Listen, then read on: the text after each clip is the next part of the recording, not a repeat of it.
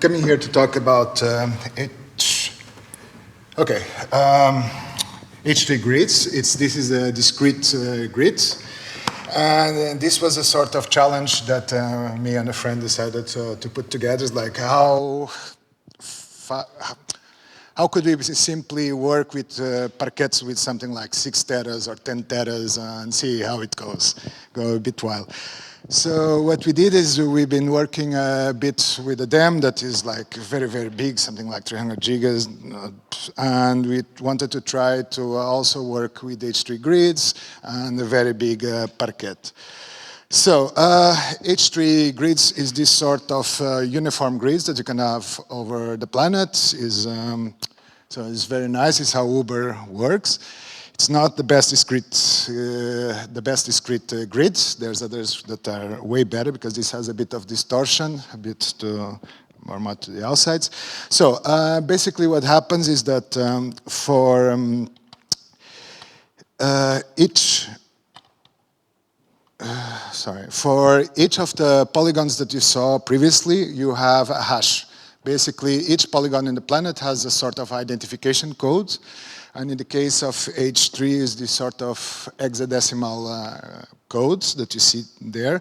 But it has a bit of logic where at the beginning it's indication of the cell resolution, the base cell, that's the top cell, and then according to the resolution of the cells.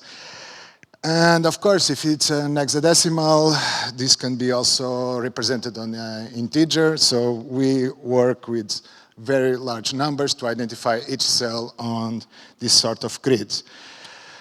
And what we wanted to say is that, okay, we wanted to work with a very, very high resolution cells, the resolution of 12.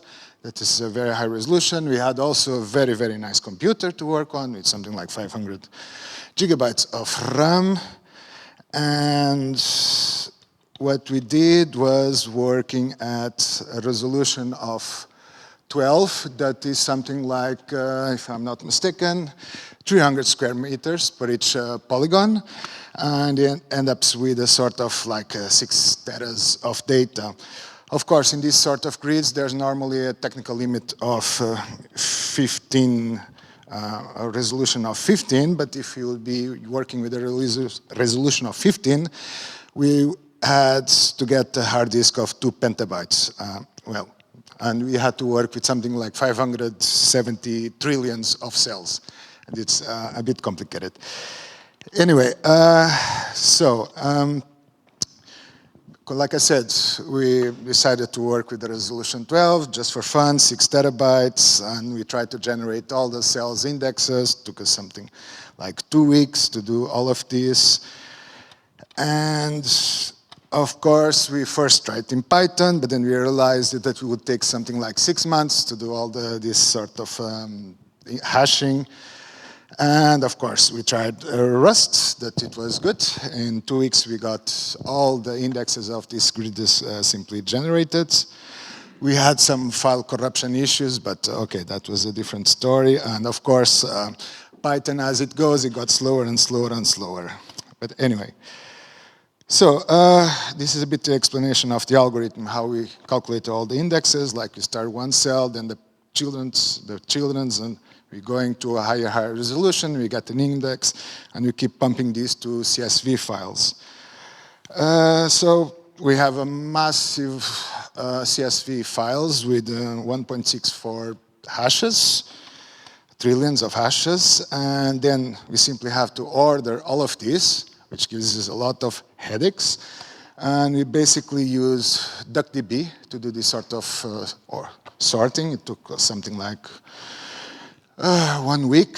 We also try other things like on Rust, a QA merge algorithm, but okay, other problems.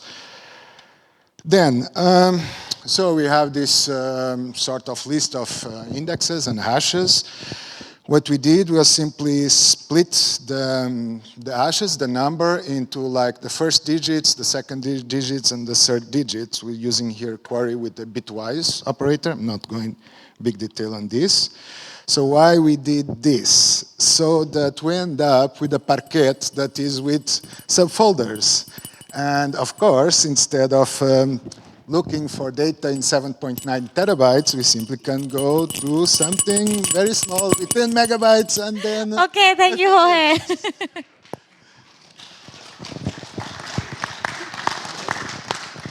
Sorry. Next up, we have Safe and Ready by Maloney and Silovate. Who's coming? Who's next? Who's next? Okay, our presenters are missing. Where's the next one? Shall we skip to the last one? No. Okay.